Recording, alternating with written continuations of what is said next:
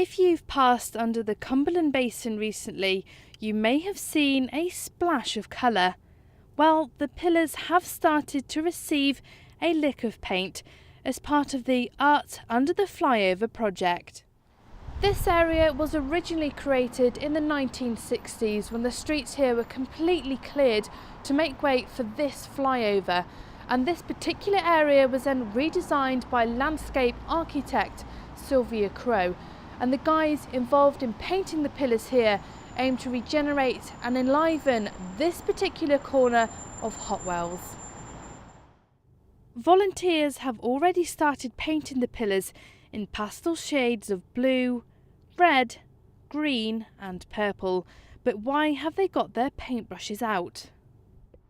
Part of what we're doing is a project called Art Under the Flyover, and last weekend we painted the pillars. We had about 50 volunteers from the local community, and we all came down wearing protective clothing, and we did as much as we possibly could. Well, we're hoping that people will come and use it more.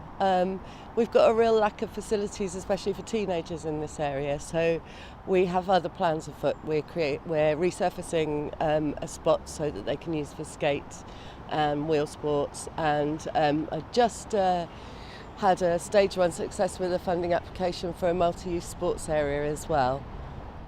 Despite the area being derelict for many years, there used to be fountains and play parks here.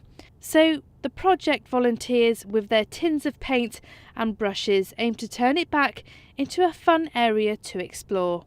So the work we're doing at the moment is funded by Section 106 from developments on Hotwell Road over the last 10 years, I think. So this isn't at the moment coming from anyone's council tax, it's coming from developers' money, and the rest of the money we're fundraising for.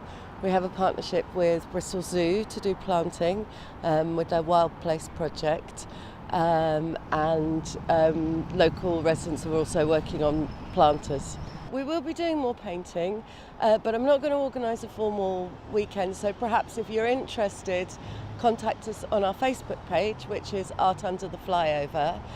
We're also really looking for some help with finding some ways of getting up high, so perhaps if any local builders have a scaff tower that they could lend us, or people have some really stable ladders, or even a donation of a cherry picker, that would be fantastic. I'm Rachel in the Cumberland Basin for In Bristol TV.